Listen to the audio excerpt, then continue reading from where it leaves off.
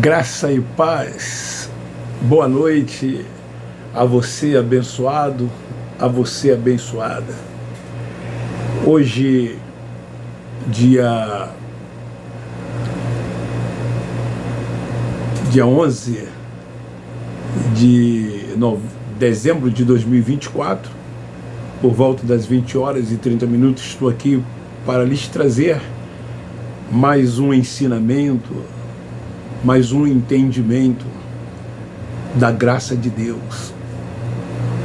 Essa pérola, essa sã doutrina que nos é dada através do Espírito Santo de Deus. Porque somos filhos de Deus. Como filhos de Deus, não podemos ser guiados por homens, ser dirigido por eles, viver debaixo dos seus preceitos, muito menos ainda debaixo dos rudimentos. E o que é que fazem os nossos irmãos que frequentam um templo religioso, que faz parte dessa sinagoga? Eles têm um homem, um simples mortal, com uma suposta autoridade espiritual sobre suas vidas. Eles têm que ter um pastor, eles têm que ter um templo, eles têm que andar debaixo dos preceitos desses homens. É assim que o apóstolo da graça de Deus chama, preceitos dos homens. Acrescido dos rudimentos da lei de Moisés. Nós que hoje temos o entendimento, até entendemos o porquê de tudo isto, porque o véu está posto. Eles ainda leem Moisés. Tem que ter obras para eles. Essa tal obra de Deus que eles dizem que estão fazendo, para alcançar o reino de Deus, quando o reino de Deus já veio. E ele está dentro de cada um de nós, mas eles não conseguem enxergar. Estão indo em busca do reino de Deus. Eles acreditam em tudo isto como se isso fosse uma verdade, quando tudo isto não passa de narrativas contadas, reproduzidas diversas vezes, que até se tornam, aspas, uma verdade. Então a palavra que eu tenho para você hoje é dentro desse tema. Não há maturidade sem ter vida no Espírito. Eu quero ler na Epístola de Paulo aos Coríntios, primeira Epístola, capítulo 2, versículo 16. Seria interessante depois, se você pudesse ler todo esse capítulo 2, principalmente a contar do versículo 6, onde o apóstolo Paulo aqui fala da sabedoria do Espírito. Não tem homem, não tem intermediário.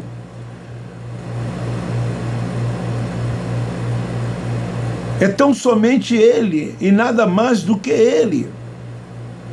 Paulo conclui no versículo 16 assim: pois quem conheceu a mente do Senhor para que o possa instruir? Não adianta a faculdade de teologia, você ser teólogo, ser mestre em teologia, PhD em teologia. Não adianta você estufar o peito e dizer que é professor, é pregador. Não adianta você dizer que é profeta, que você é isso, que você é aquilo. Paulo diz: quem conheceu a mente do Senhor para que o possa instruir? Olha quem disse isso: Paulo, o apóstolo. Um homem poliglota, um homem conhecedor do judaísmo. Ninguém conheceu talvez o judaísmo mais do que Paulo.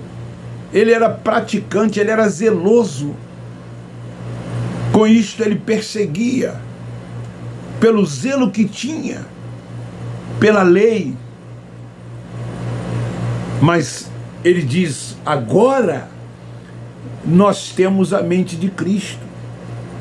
E ele se incluía nisto. O que é a mente de Cristo ativada? A Bíblia, que foi escrita tão somente para os judeus, não pode ser lida sem o entendimento dado pelo Espírito Santo. Não adianta você ler a Bíblia com conhecimento tão somente secular, com conhecimento teológico. Não adianta. A revelação dessa palavra, ela foi dada pelo Espírito Santo. A revelação veio por meio dele, através dele. O Cristo Nazareno era um judeu nascido de mulher que veio para cumprir a lei, cumpriu toda a lei, o fim da lei foi nele. Ele morreu, mas ressuscitou. O Cristo, depois da cruz, era o ressurreto, o ressuscitado, não mais o Cristo Nazareno nos dias da sua carne. Esse Cristo Nazareno dos dias da sua carne, ele permanece até hoje dentro das sinagogas. Porque os religiosos, eles fazem tudo aquilo que o Cristo Nazareno fez. Aspas, né? Também tem muitas coisas que eles não fazem. Eles continuam seguindo o Cristo Nazareno. Eles vivem antes da cruz. Então, como se ter maturidade sem ter vida no Espírito? Não tem como. É por isso que Paulo diz que eles são meninos. Por isso que Paulo disse que eles são alimentados com leite. Eles não se tornaram adultos, não cresceram. Os seus alimentos não são sólidos, como é o alimento daqueles que são guiados e dirigidos pelo Espírito Santo de Deus. Então o apóstolo diz: pois quem conheceu a mente do Senhor para que o possa instruir? Nós, porém, temos a mente dele. Ter a mente dele significa conhecer a sua palavra mediante a ação do Espírito Santo. Por que trocar o Espírito Santo como Senhor das nossas vidas por um homem simples mortal que se autoproclamou, que se auto-intitulou pastor, que tem uma nomenclatura? Nomenclaturas essas dadas por homens, é um dando nomenclatura a outros na tal consagração, e ainda botam tudo na conta de Deus, dizendo que Deus está separando. Quem separa é o homem, quem consagra é o homem, mediante o que? Os seus interesses e suas conveniências. Há pré-requisitos por eles, para que as pessoas possam alcançar esses títulos, principalmente em serem dizimistas e ofertantes e trabalhadores, aspas, na obra do Senhor. Somos transformados em santuário. O nosso espírito expressa, através da nossa personalidade, dos nossos pensamentos, dos nossos sentimentos, nossas atitudes. E quem é espiritual, tudo isso é dado pelo Espírito Santo. Então, quando isto ocorre, é a nossa mente em linha com a palavra de Deus. Passamos a ter vida no Espírito dentro de nós. Não é o que ocorre com os nossos irmãos, porque eles são nossos irmãos. A diferença é que eles estão com o véu posto, que não reinam em vida, que não têm o entendimento. Essa é a diferença, mas eles são nossos irmãos, são filhos de Deus, apenas não gozam dessas prerrogativas que o Espírito Santo de Deus nos concede. Se não houver mudanças,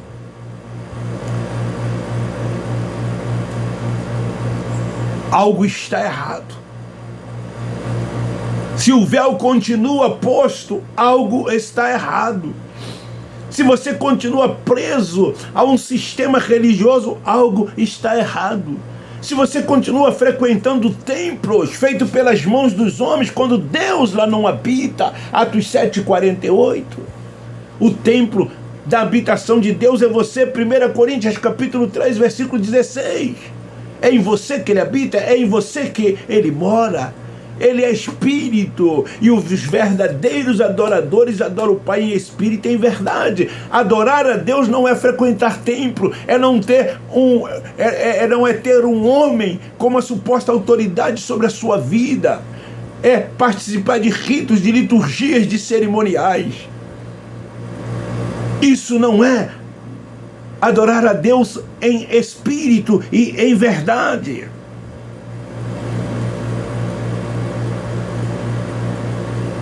Eles não caminham, eles não progridem rumo à maturidade. Não há maturidade espiritual neles. Podemos afirmar com todas as palavras, em função dos seus comportamentos, das práticas de cada um deles, o que eles vivem, porque nós um dia vivemos isso também. Vivíamos antes da cruz seguindo as leis de Moisés, os achismos e os preceitos dos homens, até que o entendimento veio, a mente foi aberta, fomos salvos na mente, e mudamos então o nosso comportamento, as nossas atitudes, e caminhamos progressivamente rumo a uma maturidade. Então não há maturidade sem ter vida no Espírito. Ter maturidade, porque os erros doutrinários são encontrados em toda parte. Geralmente, as pessoas não buscam na palavra um confronto com a verdade, mas elas se expõem a tudo que ouvem, a tudo que escuta. O que esses homens dizem nos púlpitos dessa igreja, para eles, é uma verdade. Eles não questionam. Aí eles escutam, ouvem, porque vieram desses supostos pastores, dessas supostas autoridades. Então eles agora saem reproduzindo como se isso fosse uma verdade. Não questionam. Faltam a eles a diligência no estudo e a comparação do que ouvem com o que está na palavra. Palavra é sã doutrina. Palavra é alimento sólido.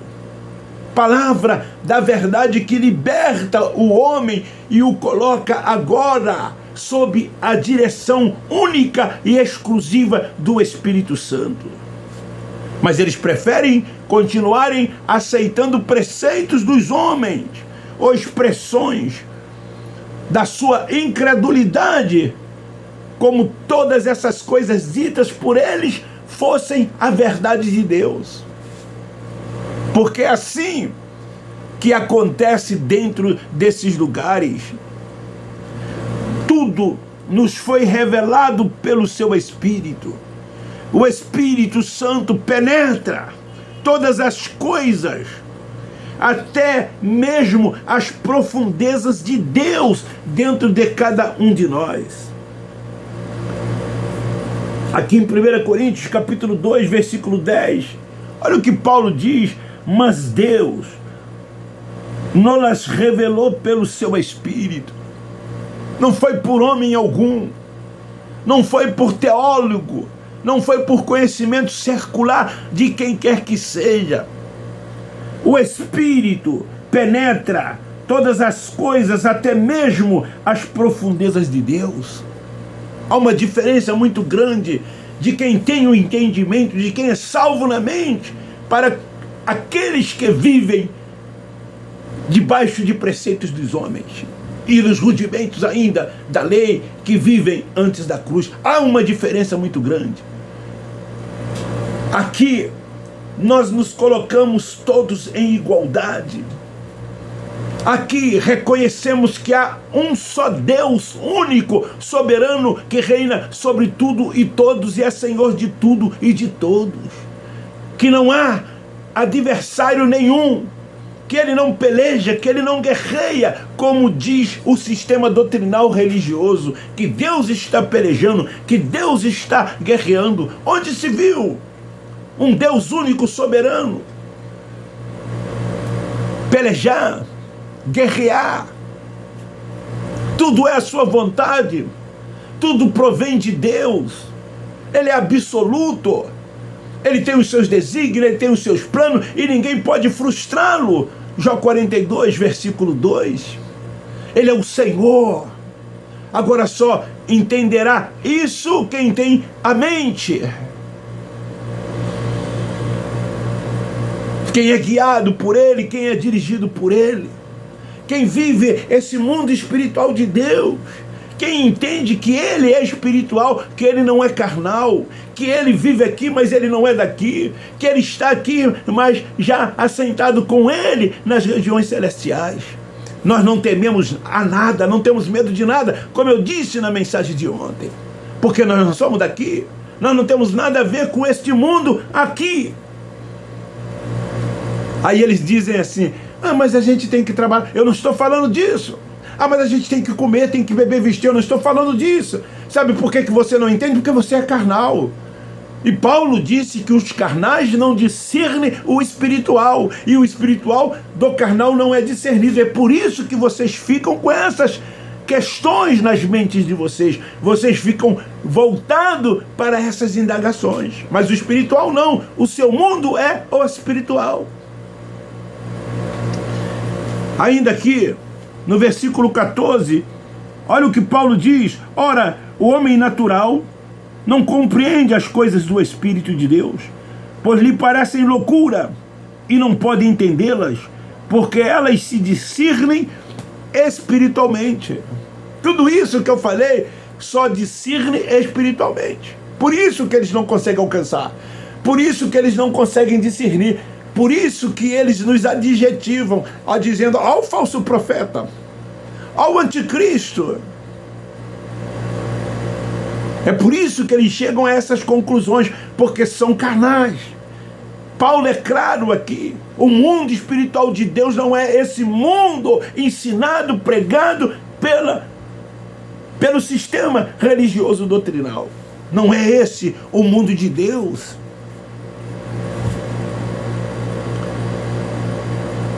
Ninguém sabe as coisas de Deus, senão pelo Espírito de Deus. O apóstolo Paulo, escrevendo ainda aos irmãos em Éfeso, no capítulo 1, versículo 18, ora também para que sejam iluminados os olhos do vosso entendimento, para que saibais qual seja a esperança da sua vocação, e quais as riquezas de glória da sua herança nos santos. Paulo disse, eu oro para que Deus lhes dê o espírito de conhecimento e a revelação no pleno conhecimento dele. Paulo disse, eu oro para que os seus olhos do entendimento sejam iluminados. Porque Paulo ficava aborrecido, chateado, triste, porque eles não conseguiam alcançar esta revelação. O véu estava posto. E o que mais Paulo queria era que o Espírito Santo tirasse o véu. Como hoje nós também. A nossa preocupação é que o véu seja tirado. Que as pessoas possam ter a revelação do conhecimento pleno de Deus, para que possam reinar em vida e entender sempre qual é a sua perfeita, boa e agradável vontade, descansar no Senhor e amar cada vez mais o seu próximo e vê-lo todos na mesma condições de igualdade, não julgar, não condenar, não discriminar, não fazer acepção. Este não é o mundo de Deus. O mundo de Deus é um mundo desta forma como eu acabei de relatar. Quando se tem tudo isso, não ficamos guerreando, lutando como os filhos de Deus que lá ficam querendo a qualquer custo conseguir isso ou aquilo. Veja nas suas súplicas, nas suas orações, como eles pedem, como eles mandam em Deus. Deus faz isso, Deus faz aquilo, Deus cura, Deus liberta, Deus protege, Deus guarda, Deus abençoa.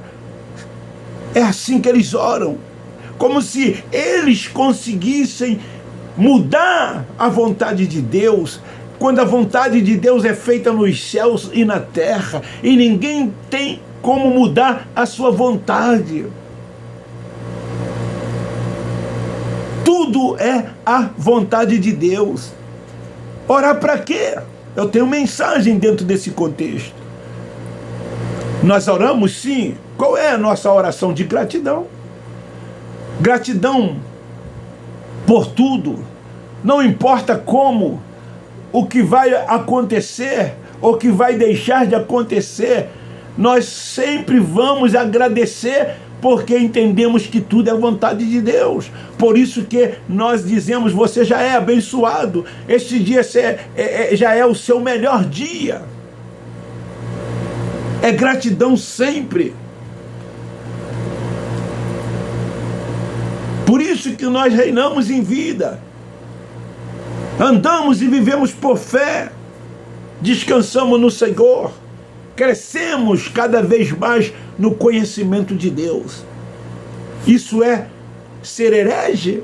Isso é ser falso profeta? Isso é ser anticristo? Pregar esse evangelho sem lei, sem ordenanças, sem rudimento, sem preceitos dos homens, se submetendo tão somente à direção do Espírito Santo.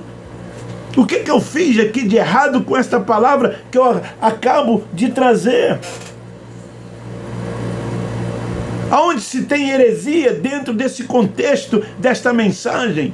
Quando eu falo aqui que não há maturidade sem ter vida no Espírito, quando aqui eu procuro só enaltecer a Deus, dizer que a primazia é dele, o poder é dele, a glória é dele, o reino é dele, o louvor é dele, tudo é dele, por ele, para ele. Eu não fico aqui como eles ficam lá dentro das sinagogas, falando mais em nome de um ser espiritual que eles afirmam existir, quando na verdade não existe. Quando eles lá ficam falando num tal inferno como lago de fogo e tormento eterno que não existe. Lá eles falam mais de inferno, mais de Satanás do que do próprio Deus. Aqui não se fala nisso. A não ser desta forma, como eu falo, dizendo que não existe inferno como lago de fogo e tormento eterno. Inferno é sepultura, é o lugar para onde todos nós um dia iremos. Satanás, como ser espiritual, não existe. Significa adversário, aquele que é contra, aquele que se opõe. Esse é o verdadeiro significado. Mas a religião quer que tenha este ser, quer que exista esse inferno, porque o dia que eles pregarem essa verdade, eles perderão os seus títulos de pastores, de evangelistas, de bispos, seja lá o que for. Eles perderão as mordomias que eles têm, porque eles não trabalham, vivem às custas dos filhos de Deus, arrancando-lhes todo mês 10% de tudo quanto ganham e suas ofertas em cada reunião que eles participam. Não haverá mais templo. Os templos serão esvaziados o dia que eles pregarem essa verdade. Todos serão obrigados a se colocar no mesmo patamar. Todos iguais. Todos iguais. Filhos de Deus. Então esta é a palavra. Você quer ter maturidade? Quer ter vida no Espírito? Somente sendo salvo na mente. Somente quando o véu for tirado. Somente quando se submeter totalmente à vontade de Deus. Entender que você é um espírito revestido de carne e sangue, mas não carne e sangue com um espírito, como eles te ensinam. Quando você deixar de ver o seu próximo na carne e ver no espírito, e entender que todos nós somos irmãos, e que Deus é Pai dos Espíritos. Então fica aí esta palavra. Não tem como você ter maturidade, ter vida no Espírito, sem que se submeta tão somente ao senhorio do Espírito. Beijo no coração, forte abraço. Me ajude a divulgar esta palavra. Dê like. Dê like, não custa nada. Quando você estiver dando um like ao visualizar, o YouTube vai ajudar também a recomendar esta palavra a outras pessoas. É muito importante o like para o YouTube. Não é para mim, não. Eu não estou ali querendo que você diga que gostou ou deixou de gostar, não. É para que o YouTube me ajude a referendar este canal para outras pessoas. Deu para você entender? Não paga nada. Se inscrever é de graça, dar like é de graça, fazer comentário. Aqui não se paga nada, aqui não tem, seja membro, aqui não tem Pix, aqui não se pede dinheiro, aqui não se pede ajuda, aqui não se pede nada. Damos de graça aquilo que de graça nós recebemos. E assim nós vamos fazendo tudo isto para a glória de Deus. Beijo no seu coração, graça neles. Termino dizendo, nós da graça de Deus amamos vocês.